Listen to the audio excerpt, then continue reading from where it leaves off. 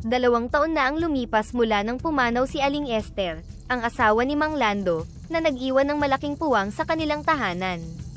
Si Mang Lando, isang pulis, ay mag-isang nagtutustos at nagpapalaki ng kanyang 4 na anak, ngunit may isang bagay na hindi niya magawang harapin ng maayos, ang kapansanan ng kanyang bunso, si Alan.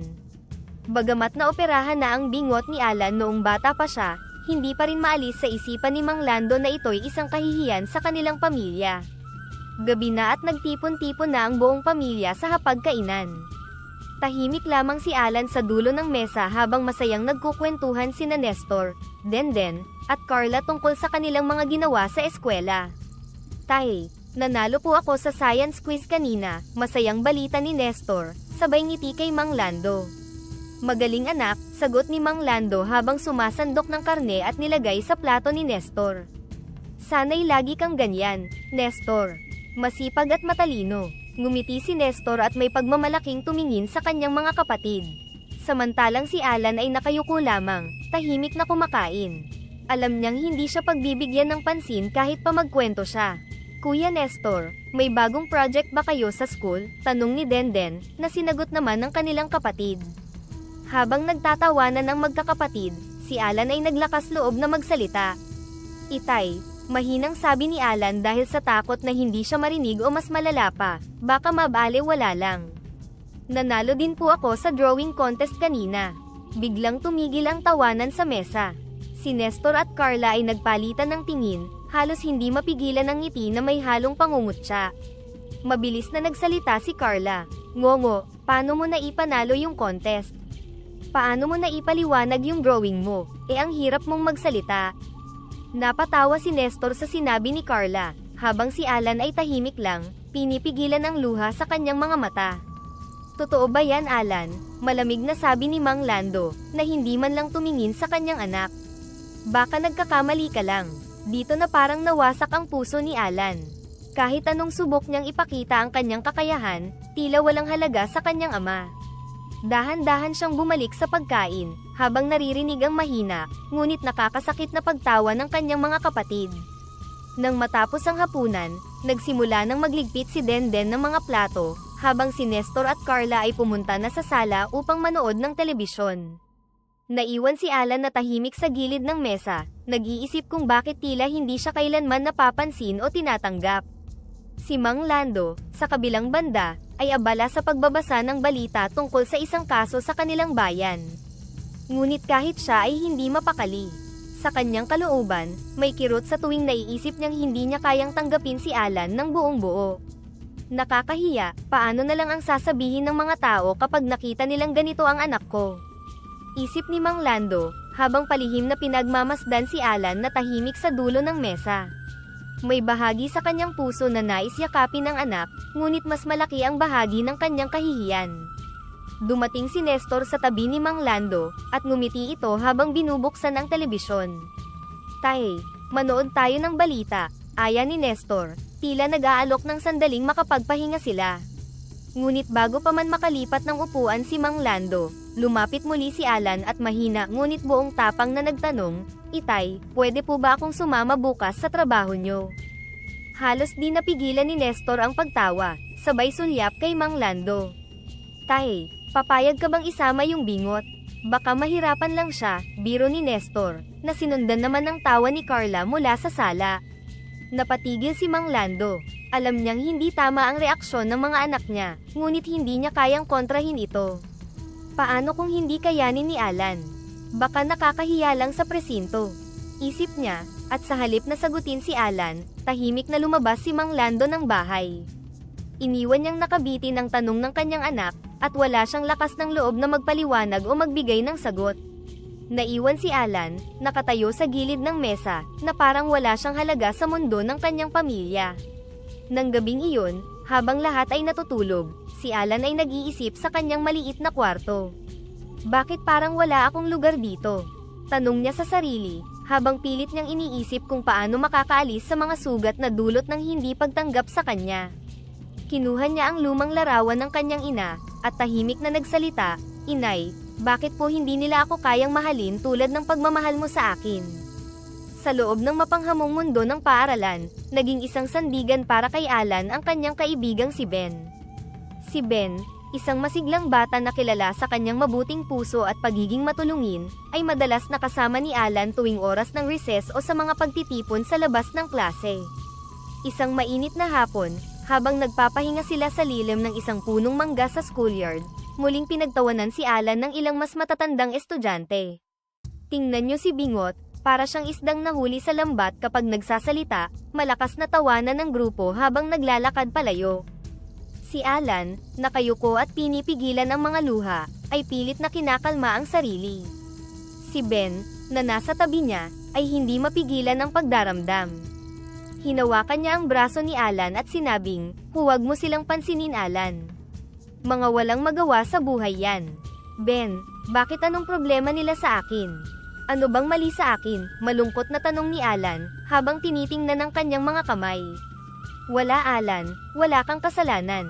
Iba-iba lang talaga ang mga tao. Pero tandaan mo, hindi nila kilala ang tunay na ikaw," sagot ni Ben, habang nakatitig sa kanyang kaibigan na may pagsuporta. Naisip ni Alan ang kanyang pamilya at ang kawalan ng suporta mula sa kanila, lalo na sa kanyang ama. "Sana lahat ng tao kasing bait mo, Ben. Kahit sa bahay, hindi ko ramdam na mahalaga ako." Nakaramdam si Ben ng bigat sa kanyang puso. "Alam mo, Alan, hindi man kita matutulungan sa lahat, lagi mong tatandaan na nandito ako para sa'yo." Nagpatuloy ang kanilang pag-uusap habang dahan-daang lumilipas ang oras. "Alam mo, Ben, gusto ko talagang maging doktor balang araw. Gusto kong maging katulad ng mga doktor na nakikita ko, yung mga matatalino, magagaling, at kayang magligtas ng buhay. Iniisip ko, paano kaya kung ako rin ang maging dahilan kung bakit may mabubuhay at gagaling?" Seryosong sabi ni Alan, sabay tingin kay Ben. Ngumiti si Ben at tumango. "Ang ganda ng pangarap mo, Alan. At sigurado akong kaya mong maging magaling na doktor. Hindi lang dahil matalino ka, kundi dahil may malasakit ka sa mga tao. Alam ko magagawa mo yan." Napabuntong hininga si Alan, ngunit may bahid ng ngiti sa kanyang mukha. "Sana nga, Ben. Sana dumating ang araw na magawa ko iyon. Makakamit mo yan, Alan. Basta ipagpatuloy mo lang. Huwag mong hayaan ang kahit sino o kahit anong bagay na pigilan ka sa pangarap mo," mariing sabi ni Ben.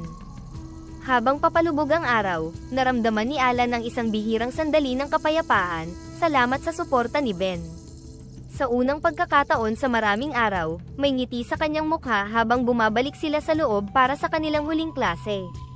Sa pagtatapos ng araw, kahit papaano'y mayroong liwanag na sumisikat sa dilim ng kanyang buhay, isang liwanag na dala ng tunay na pagkakaibigan na hinabi sa pagitan ni Alan at Ben, ang liwanag na nagpapaalala kay Alan na may puwang pa rin siya sa mundong ito, isang lugar kung saan siya ay mahalaga at may halaga. Pauwi na si Alan mula sa eskwelahan, dala ang bigat ng pang-araw-araw na tukso at pangungot siya mula sa kanyang mga kaklase. Sa kanyang paglalakad, may napansin siyang matandang babae sa gilid ng kalsada, nakahawak sa kanyang paa at mukhang nahihirapan. Lumapit si Alan upang alamin kung ano ang nangyayari. "Lola, ayos lang po ba kayo?" nag-aalalang tanong ni Alan habang lumuluhod sa tabi ng matanda. "Ay, iho, natapilok ako at may sugat ako sa paa. Hirap na hirap akong tumayo," sabi ng matanda, habang itinuturo ang namumulang sugat sa kanyang binti. Walang pag-aalinlangan, tumayo si Alan at sinabing, "Lola, bibili lang po ako ng gamot at band-aid para po sa inyo." Sandali lang po ito. Habang papunta si Alan sa pinakamalapit na drugstore, may narinig siyang pamilyar na boses mula sa likuran. "Hoy, ngongo, saan ka pupunta? Bibili ka ba ng gamot para sa iyong dila?" Pangungot siya ng kanyang kaklaseng si Lester, nakasama ang ilang kaibigan niya. Hindi lumingon si Alan at ipinagpatuloy ang paglalakad. "Balewalain mo lang sila, Alan," bulong niya sa sarili, pinipigilan ang luha sa kanyang mga mata.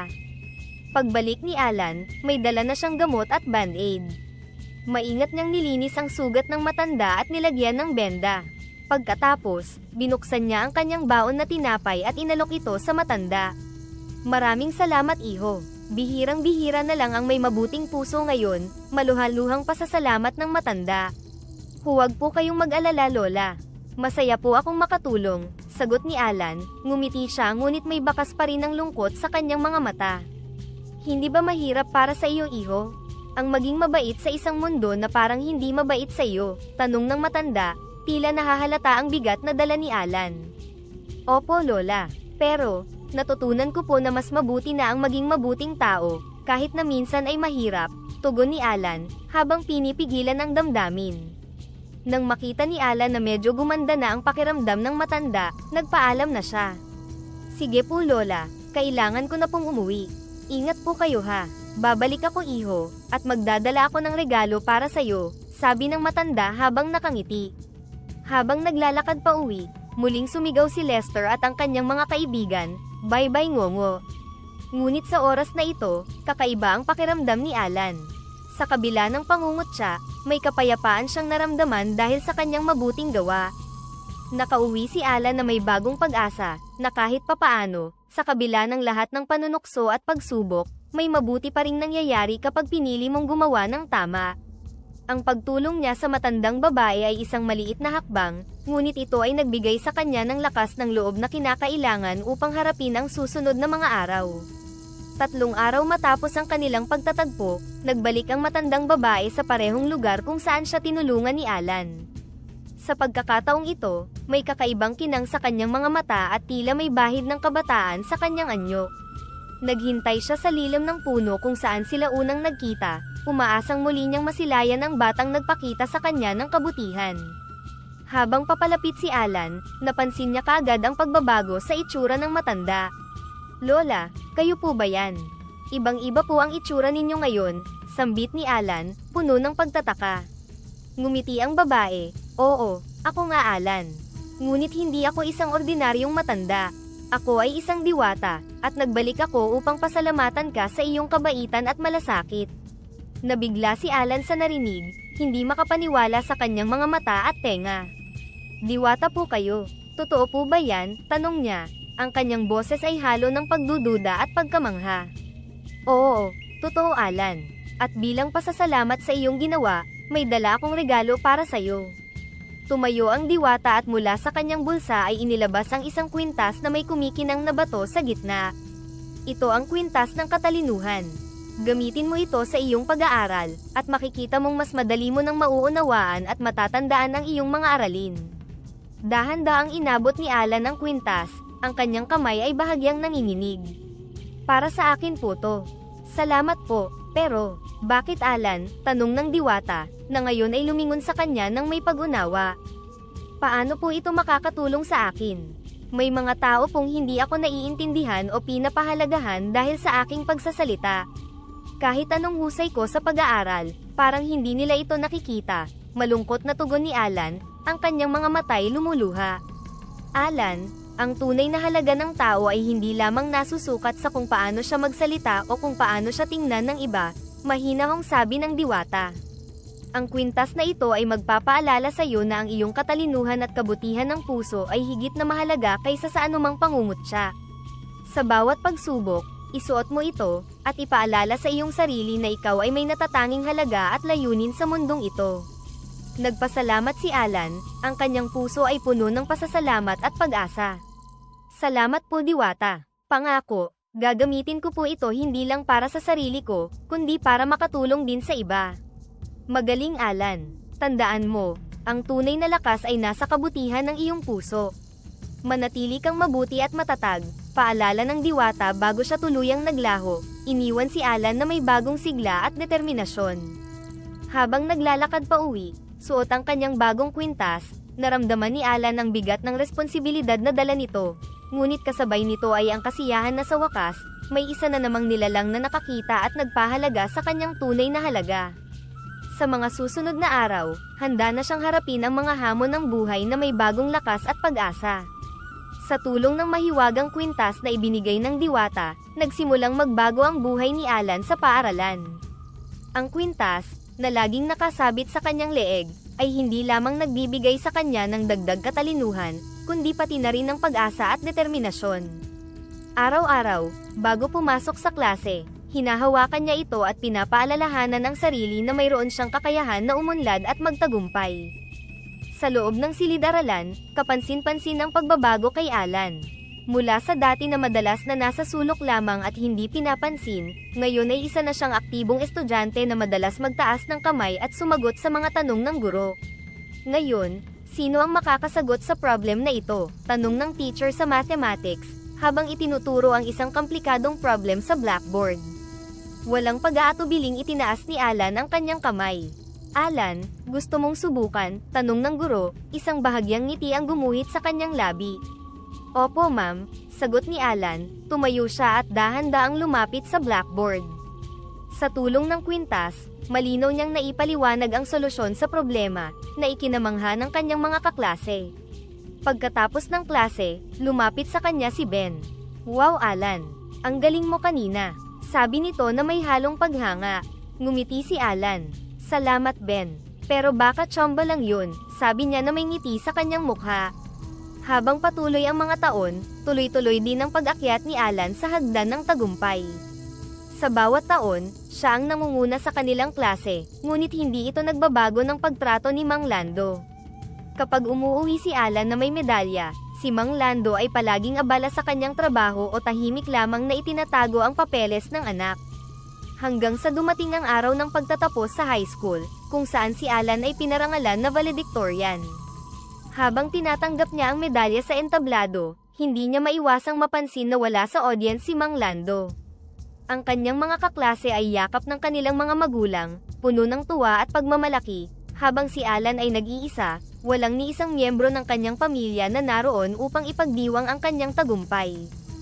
Kinabukasan pagkatapos ng kanyang high school graduation, bumalik si Alan sa puntod ng kanyang ina, dala ang medalya at ang kanyang valedictory speech.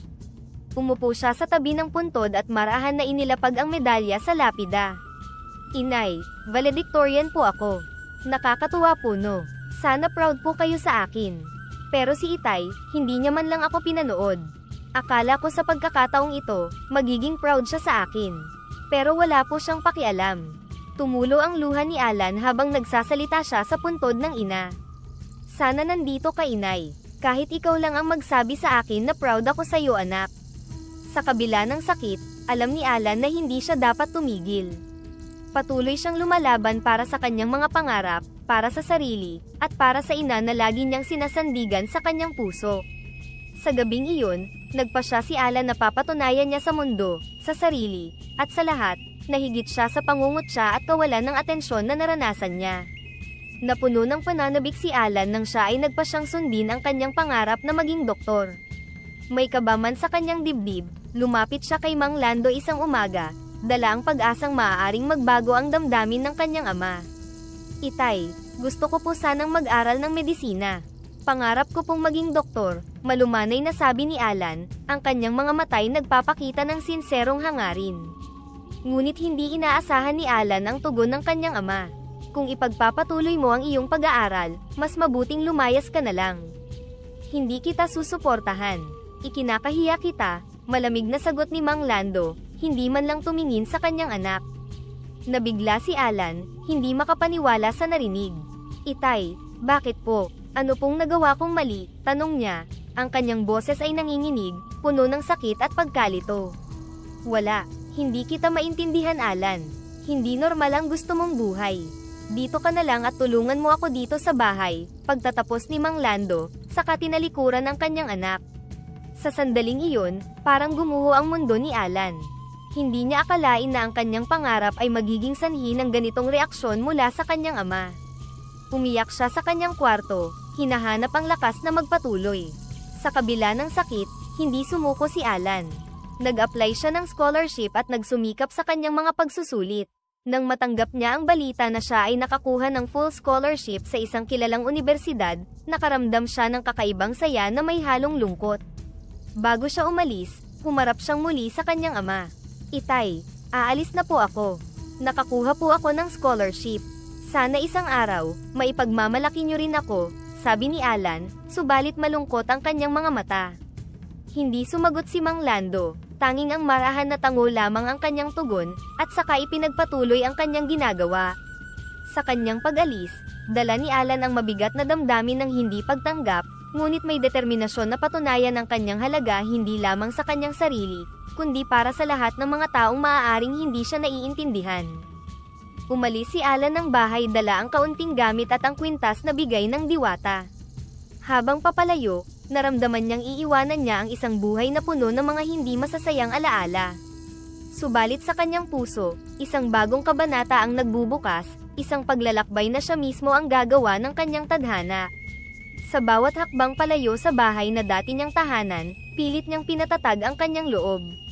Para ito sa kinabukasan ko, bulong ni Alan sa sarili, habang unti-unting naglalakad palayo ang mga paa mula sa landas na kanyang kinagisnan.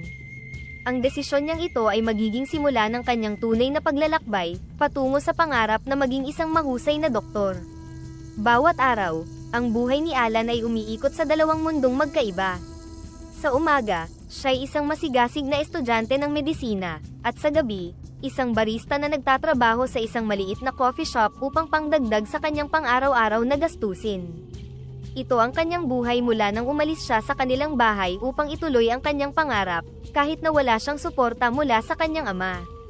Sa umaga, nagsisimula ang araw ni Alan sa pagpasok sa unibersidad. Bitbit ang mabibigat na libro at baong determinasyon, pumapasok siya sa mga klase, nakikinig ng mga lecture, at sinisigurado na nauunawaan niya ang bawat detalye na itinuturo. Sa mga mata ng kanyang mga kaklase, siya ang tipikal na scholar, seryoso, masipag, at hindi nagpapakita ng kapaguran. Ngunit walang nakakaalam na sa bawat araw na nagtatapos, agad siyang dumidiretso sa kanyang panggabing trabaho bilang isang barista. Isang gabi sa coffee shop, habang naghahanda ng mga order ng kape, lumapit sa kanya ang kanyang manager na si Jake. Alan, hindi ka ba nahihirapan? Sa umaga nag-aaral ka, tapos sa gabi, ikaw naman ay nagtatrabaho. Sigurado ka bang kaya mo to? Tanong ni Jake, na may halong pag-aalala. Ngumiti si Alan, bagaman may bakas ng pagod sa kanyang mga mata. Kaya ko Sir Jake. Kailangan ko lang talaga. Pangarap kong maging doktor, at ito lang ang paraan para matustusan ko ang sarili ko, sagot niya, habang patuloy na nag-aayos ng mga tasa. Alam ni Alan na hindi ito madaling buhay. Minsan, habang nag-aaral siya sa isang sulok ng coffee shop kapag wala ng mga customer, nararamdaman niya ang bigat ng pagod mula sa maghapong pakikipagsapalaran. Ngunit sa tuwing hinahawakan niya ang kanyang mahiwagang kwintas, nagkakaroon siya ng enerhiya sa utak upang mas mabilis na makapag-aral, at determinasyon upang magpatuloy. Isang gabi, habang naghuhugas ng mga tasa, napansin niyang may pumasok na isang grupo ng kanyang mga kaklase sa coffee shop. Agad siyang kinabahan at nag-alinlangan. Hindi alam ng kanyang mga kaklase na nagtatrabaho siya bilang barista. Para sa kanila, si Alan ay ang matalino at masipag na estudyante ng medisina, isang scholar, ngunit hindi isang estudyanteng kailangang magtrabaho ng gabi. Alan, ikaw pala yan. Hindi ko alam dito ka pala nagtatrabaho, bati ni Maria, isang kaibigan mula sa universidad, na tila nagulat na makita siya. Ngumiti si Alan, pilit na hindi ipinapakita ang kaba. Oo Maria, part-time lang, para may dagdag na panggastos. Wow, hindi ko alam paano mo kinakaya. Sa umaga medical student, sa gabi barista. Hanga talaga ako sa iyo Alan, sabi ni Maria na puno ng paghanga. Hindi madaling gawing sabay, pero kailangan sagot ni Alan, habang inihahanda ang order ng kanyang mga kaklase. Habang nag-uusap sila, hindi maiwasan ni Alan na isipin ang hirap at sakripisyong ginagawa niya, upang makamit ang kanyang pangarap. Minsan sa gitna ng tahimik na gabi, habang nagbubukas ng mga libro sa coffee shop o nagtitimpla ng kape para sa mga customer, naiisip niyang sana'y mas naiintindihan siya ng kanyang ama, ang ama niyang itinakwil siya dahil sa kanyang kapansanan at ambisyon. Isang araw, sa universidad, matapos ang isang napakahirap na pagsusulit sa pharmacology, kinumpirma ng kanilang propesor ang kanyang mataas na marka. Alan, napakahusay ng ginawa mo sa exam na ito. Mukhang malayo ang mararating mo sa medisina. Salamat po ma'am, sagot ni Alan, ngunit sa kanyang puso, alam niyang hindi sapat ang mga papuri upang mapawi ang lungkot na dala ng kawalan ng suporta ng kanyang ama. Dumating ang araw ng kanilang graduation. Hindi inaasahan ng marami, ngunit si Alan ay nagtapos bilang magna cum laude. Habang binabasa ang kanyang pangalan, naramdaman niya ang luhang namumuo sa kanyang mga mata. Sa dami ng hirap at sakripisyo, narating din niya ang kanyang pangarap na maging isang mahusay na estudyante ng medisina. Pagkatapos ng seremonya, si Maria ay nagpunta sa kanya at niyakap siya ng mahigpit. Alan, magna cum laude ka. Alam ko na kaya mo talaga yan, pero grabe, proud ako sa'yo. Ngumiti si Alan, ngunit may halo ng lungkot. Salamat Maria, pero alam mo, parang may kulang pa rin. Wala si Itay dito, ni hindi niya alam kung gaano kahirap lahat ng ito para sa akin. Alan, minsan talaga, hindi lahat ng tao maiintindihan agad yung halaga mo. Pero hindi ibig sabihin noon na wala kang halaga. Minsan, kailangan mong ipakita sa mundo na kahit hindi ka nila pinapansin, ay may sarili kang liwanag, sagot ni Maria, na puno ng pagmamalasakit. Nang dumating ang resulta ng board exams, hindi na ikinagulat ni Alan na siya'y nakapasa sa unang attempt lang. Naging opisyal na doktor siya, at ang tagumpay na ito ay mas lalong nagpatibay sa kanyang paninindigan na magpatuloy. Bagamat wala siyang natanggap na pagkilala mula sa kanyang ama, pinangako ni Alan sa sarili na balang araw, makikita rin ng kanyang ama ang kanyang halaga. Hawak ang kanyang kwintas, nagsalita siya, para sa'yo ito inay. Sana isang araw, makita rin ni Itay na may halaga ako. Na hindi ako dapat ikinakahiya. Matapos ang maraming taon ng masidhing pag-aaral at pagsasakripisyo, natupad na ni Alan ang kanyang pinakamimithing pangarap, siya ngayon ay isang cardiac surgeon.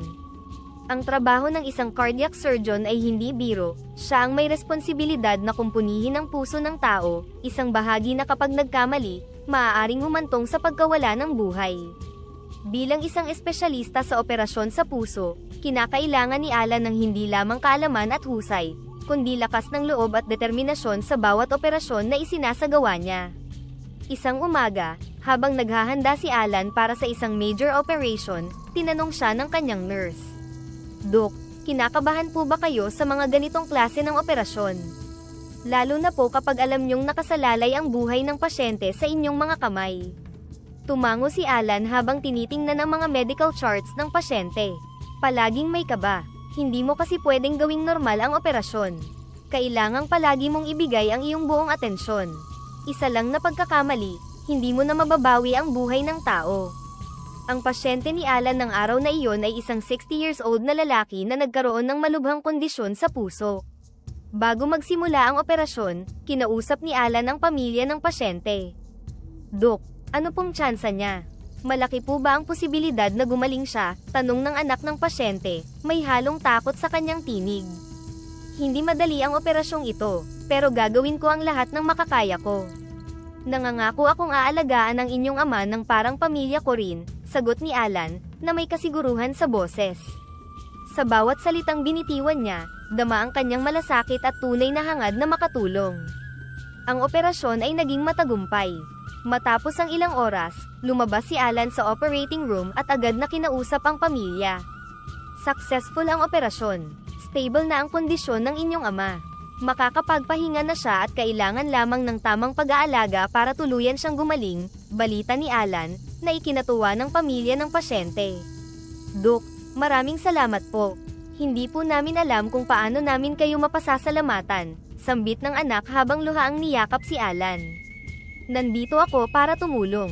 Iyon lang ang mahalaga, sagot ni Alan, na may bahagyang ngiti sa kanyang labi. Para sa kanya, higit pa sa pera o parangal, ang kaligayahan ng mga pamilyang natutulungan niya ang pinakamalaking gantimpala. Ngunit hindi lamang sa mga malalaking ospital si Alan nagsisilbi. Kinikilala siya sa kanyang malasakit sa mga taong mahihirap at nasa liblib na lugar. Madalas siyang nagsasagawa ng mga medical missions, kung saan libre niyang inaalok ang kanyang serbisyong medikal sa mga hindi kayang magbayad. Sa mga ganitong pagkakataon, mas lalo siyang nakikita bilang doktor na may puso, hindi lamang sa mga operasyon kundi sa kanyang pakikipagkapwa. Isang araw, nagpunta si Alan at ang kanyang team sa isang maliit na baryo sa kabundukan para magsagawa ng libreng check-up. Pagdating nila, sinalubong sila ng isang matandang babae, si Aling Marta, na matagal nang may sakit sa puso ngunit hindi kayang magpagamot. Dok, matagal ko na pong nararamdaman to. Akala ko po hindi na ako gagaling. Wala po kaming kakayahan para magpagamot, mahinang sabi ni Aling Marta habang hawak ang kanyang dibdib. Huwag po kayong mag-alala, Aling Marta. Nandito kami para tumulong. Gagawin po namin ang lahat ng makakaya namin para gumaling kayo, sagot ni Alan, habang inaalam ang kondisyon ng matanda. Matapos suriin si Aling Marta, napag-alaman ni Alan na kailangan na nitong sumailalim sa operasyon. Bagamat malayo sila sa ospital, gumawa siya ng paraan upang madala si Aling Marta sa tamang pasilidad. Nang malaman ni Aling Marta na libre ang gagawing operasyon, hindi niya mapigilan ang kanyang luha.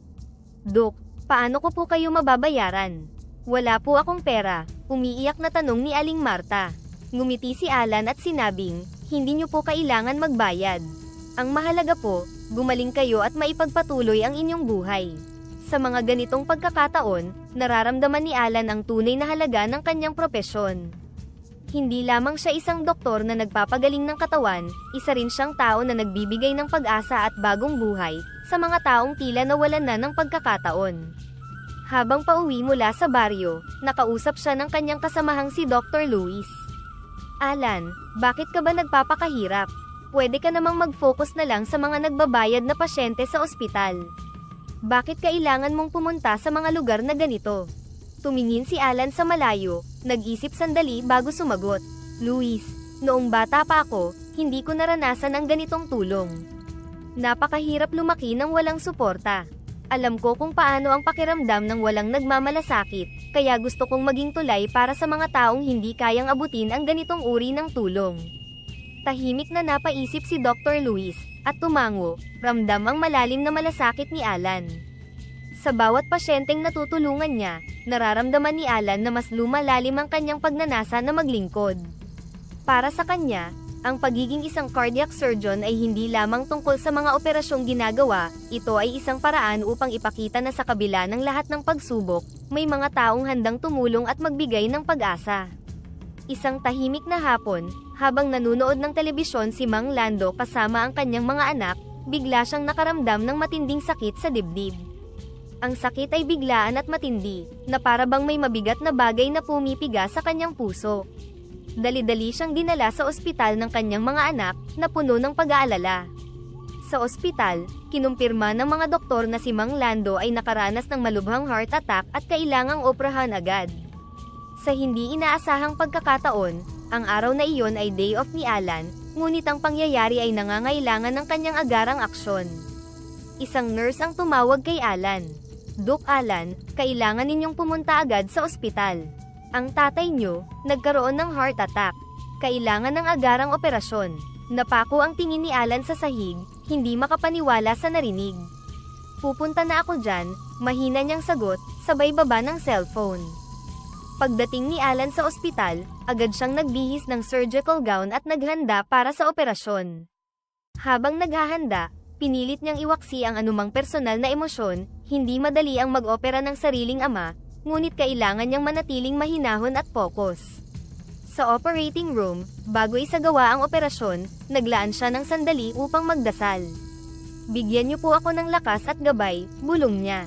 Sa loob ng operating room, nag-uumapaw ang tensyon habang si Dr. Alan ay maingat na naghahanda para sa operasyon ng kanyang ama na si Mang Lando. Bilang isang bihasang cardiac surgeon, mahinahon at focus si Alan sa kanyang ginagawa, ngunit hindi may kakaila ang kakaibang bigat na dala ng pagiging anak ng pasyente sa operating table. Bago simulan ang operasyon, lumapit si Alan sa kanyang team. "Alam ninyo ang sitwasyon, ito ang aking ama. Kailangan ko ang inyong buong suporta at focus sa bawat detalye ng operasyon na ito," mahinahon niyang sabi, hindi pinapahalata ang kanyang nerbiyos.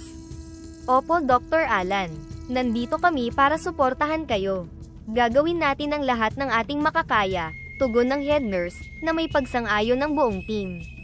Habang isinasagawa ang operasyon, dahan-daang nilalabanan ni Alan ang kanyang emosyon. Bawat hiwa at bawat tahi ay may kaakibat na dasal sa kanyang isip, na sana ay malampasan ng kanyang ama ang kritikal na sandaling ito. Matapos ang ilang oras na puno ng kaba at pag-asa, matagumpay na natapos ni Dr. Alan ang operasyon. Lumabas siya ng operating room, tinanggal ang kanyang surgical mask at huminga ng malalim, tanda ng paghupo ng tensyon. Sinalubong siya ng kanyang mga kapatid sa labas ng operating room, ang kanilang mga mata ay puno ng pag-aalala at pag-asa. "Kumusta Alan? Kamusta si tatay?" agad na tanong ni Nestor, ang kanyang boses ay nanginginig. "Stable na siya. Nagtagumpay ang operasyon, sagot ni Alan, ang kanyang mga salita ay nagdala ng kaluwagan sa kanilang lahat. Agad na niyakap ni Denden si Alan, ang luha ay gumuhit sa kanyang mga pisngi. Salamat Alan. Hindi ko alam kung ano ang gagawin namin kung wala ka. Nagpahid ng luha si Carla at niyakap din si Alan.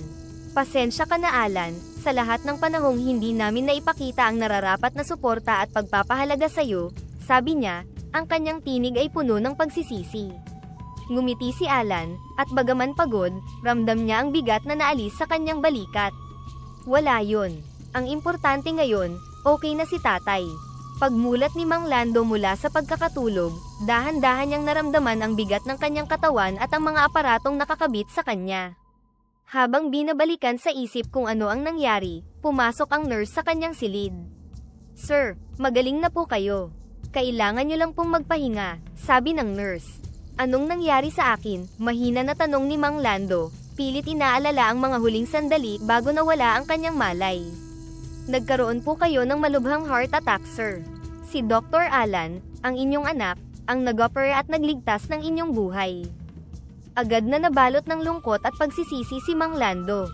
Hindi niya mapigilan ang lumuha. Si Alan, siya ang nagligtas sa akin, bulong niya sa sarili, habang dahan-daang dumadaloy ang mga alaala ng lahat ng mga pagkakamaling nagawa niya sa kanyang anak. Ang mga panahong kinakahiya niya ito, ang mga salitang bumabalik sa kanyang isipan, mga salitang hindi na mababawi. Lumapit ang nurse upang ipaliwanag ang kanyang kalagayan, ngunit hindi na ito masyadong narinig ni Mang Lando. Ang tanging pumapasok sa kanyang isipan ay ang kanyang anak na si Alan, na ngayon ay isang matagumpay na doktor, at siya ang mismong nagligtas ng kanyang buhay. Sa labas ng silid, tahimik na nag-uusap sina Nestor, Denden, at Carla habang iniisip ang lahat ng masamang pakikitungo nila sa kanilang kapatid noong bata pa ito. Ang hirap tanggapin, sabi ni Nestor, habang pinipilit itago ang luha. Si Alan, kahit na hindi natin siya pinapansin noon, siya pa rin ang nagligtas kay Itay. Alam ko, hindi ko alam kung paano tayo nagkamali ng ganun, sagot ni Denden, hinahaplos ang kanyang mga mata para pigilan ang pagluha. Noong bata pa siya, lagi nating siyang tinutukso. Hindi natin naisip kung gaano yun kahirap para sa kanya. Pero ngayon, siya na ang pinakamatagumpay sa ating lahat. At ang kabutihan niya ay hinding-hindi natin kailanman masusuklian, dagdag ni Carla, halos hindi na makapagsalita dahil sa bigat ng nararamdaman. Pagkatapos ng ilang sandali, dumating si Alan upang bisitahin ang kanyang ama. Sa kabila ng kanyang propesyonal na postura bilang doktor, ramdam ang emosyon sa kanyang mga mata. Tumigil siya sa pinto ng silid, pinakiramdaman ang bigat ng sandaling iyon bago niya buksan ang pinto at pumasok. Nang makita ni Mang Lando si Alan, tila napakabigat ng kanyang hininga. Anak, Alan, bulong niya, ang kanyang mga matay na puno ng luha. Lumapit si Alan, tahimik ngunit may kabigatan sa puso. Tay, kumusta po kayo? Ayos na po ba kayo? Mahina niyang sabi, na parang hindi sigurado kung ano ang maririnig mula sa kanyang ama. Hindi nakapagsalita agad si Mang Lando. Hinawakan niya ang kamay ni Alan, ang mga mata niya ay puno ng pagsisisi. Anak, patawarin mo ako, sa lahat ng nagawa ko sa iyo noon. Tumulo ang mga luha mula sa mata ni Alan habang naririnig niya ang mga salitang iyon, mga salitang matagal niyang hinintay. Sa dami ng hinanakit na kanyang naramdaman noon, ngayon, naramdaman niya ang unti-unting paghilom ng kanyang sugat sa puso. Huwag na po kayong mag-alala tay. Ang mahalaga ay nakaligtas po kayo. Nandito na po tayo ngayon, sagot ni Alan, habang pinipigilan ang sariling damdamin. Nagpatuloy sa pagluha si Mang Lando. Hindi ko alam kung paano kita hihingan ng tawad. Naging masama akong ama. Hindi kita tinanggap noon at kinakahiya pa. Pero ngayon, nakita ko na kung gaano kakabuting tao, kung gaano kalaki ang puso mo para sa akin. Huminga ng malalim si Alan. Mahirap po para sa akin noon tay. Pero, natutunan ko pong magpatawad, kahit mahirap. Hinawakan niya ang kamay ng kanyang ama ng mahigpit. At ang mahalaga ngayon, nandito tayo. Isang pamilya tayo. Nagkaroon ng mahabang katahimikan sa pagitan nilang dalawa, isang katahimikan na puno ng emosyon at hindi nasabing mga salita mula sa mga nagdaang taon. Tila sa sandaling iyon, naghilom ang mga sugat ng nakaraan. Sa labas, sina Nestor, Denden, at Carla ay nakatanaw mula sa bintana ng silid. Naramdaman nila ang bigat ng sitwasyon at nagsimulang umiyak dahil sa pagsisisi sa kanilang pagtrato kay Alan noong bata pa siya. Nagtipon sila, at nang pumasok sa silid, lumapit kay Alan. "Alan, patawarin mo rin kami," sabi ni Denden, hawak-hawak ang braso ni Alan. "Hindi rin kami naging mabuting mga kapatid sa'yo. Sana patawarin mo rin kami." Tumingin si Alan sa kanila, at sa kabila ng kanyang pagod at emosyon, ngumiti siya. "Wala na iyon. Ang mahalaga, nandito tayo ngayon. Pamilya tayo." Sa mga sandaling iyon, naramdaman nilang lahat na mas matibay ang kanilang pamilya kaysa dati. Hindi lamang dahil sa nagdaang operasyon, kundi dahil sa pagtanggap, pagpapatawad, at pagmamahal na nagpatibay sa kanilang samahan. Si Mang Lando, bagamat mahina pa, ay unti-unting nababalot ng bagong pag-asa. Sa wakas, natutunan niyang tanggapin at ipagmalaki ang kanyang anak. "Anak, ipinagmamalaki kita. Napakabuting tao at napakahusay mong doktor. Sana'y mapatawad mo ako sa mga taon na hindi kita kinilala." Si Alan, bagamat nababalot sa emosyon, ay nakangiti habang tinitingnan ng kanyang ama at mga kapatid. "Tay, hindi ko po hinihiling ang kahit ano, kundi ang ating pagsasama at pagkakaintindihan bilang pamilya." At sa araw na iyon, hindi lamang nailigtas ni Doc Alan ang buhay ng kanyang ama, kundi nailigtas rin niya ang puso ng kanilang pamilya, isang bagong simula na puno ng pagmamahal at pag-unawa. Pagkalabas ni Mang Lando mula sa ospital, nagpasya si Dr. Alan na patuloyin muna ang ama sa kanyang bahay upang mas maalagaan at masiguro ang mabilis na paggaling nito.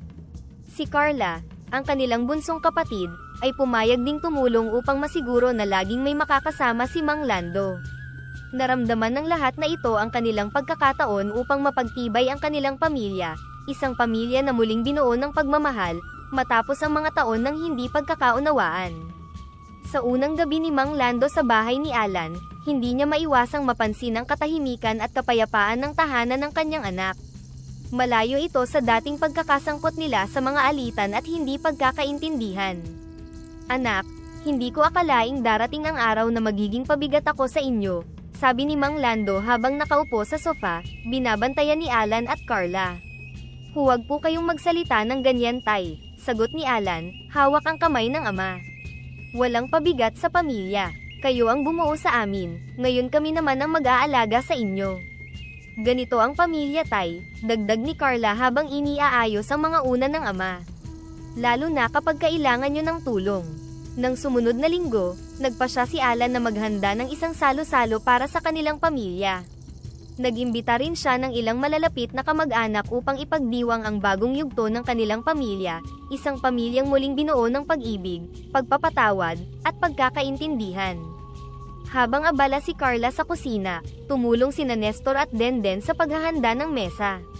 Ang kanilang tahanan ay napuno ng masasayang kwentuhan at tawanan, isang bagay na matagal na nilang hindi naranasan bilang pamilya.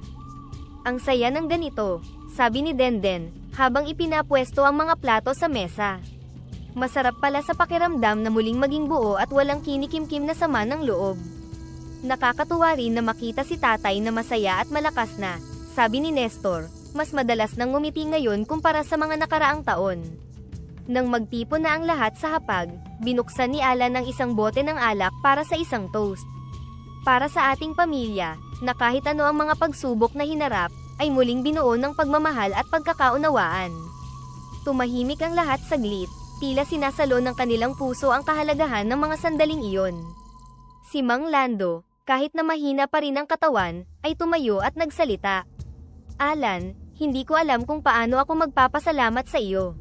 Hindi ko lamang utang ang buhay ko sa iyo, kundi ang pagmamahal at pangunawa na matagal kong ipinagkait. At kayong lahat, Carla, Denden, Nestor, salamat sa pagmamahal na ibinigay ninyo sa akin kahit hindi ko ito laging naipapakita. Alan, salamat sa pagbabalik loob mo sa akin." Nagpahid ng luha si Carla at tumango. "Alan, napakalaki ng utang na loob namin sa'yo. Hindi lang bilang doktor, kundi bilang kapatid." Lumapit si Alan sa ama at niyakap ito. "Tay, wala nang dapat pag-usapan pa tungkol sa nakaraan. Ang mahalaga ay nandito tayo, magkasama bilang isang pamilya." Matapos ang salo-salo, naglakad si Alan sa kanyang hardin habang ang kanyang pamilya ay abala sa pag-aayos ng mga plato at nag-uusap sa kusina. Naramdaman niya ang katahimikan ng paligid, at dahan-dahan siyang lumapit sa isang malaking puno kung saan madalas siyang magmuni-muni. Huminga siya ng malalim at tumingala sa kalangitan. Maraming salamat, bulong niya sa hangin, tila inaabot ang diwa ng diwata. Hindi ko alam kung paano ko magagawang suklian ang tulong mo, pero ang buhay na ito, ang tagumpay na ito, ay utang ko sa'yo. Sa ilalim ng mga bituin, naramdaman ni Alan ang isang kakaibang presensya, tila isang malambot na simoy ng hangin ang humaplos sa kanyang pisngi. Parang sagot ng diwata sa kanyang pasasalamat. Napangiti si Alan. Alam niyang kahit hindi niya ito nakikita, naroon pa rin ang diwata, tahimik na binabantayan ang kanyang tagumpay at kaligayahan. Nagpasalamat siya muli, hindi lamang para sa kwintas at katalinuhan, kundi para sa aral na natutunan niya, na sa kabila ng lahat ng pagsubok, ang tunay na kayamanan ay ang pagmamahal ng pamilya, ang pagpapatawad, at ang muling pagbubuo ng mga sirang ugnayan.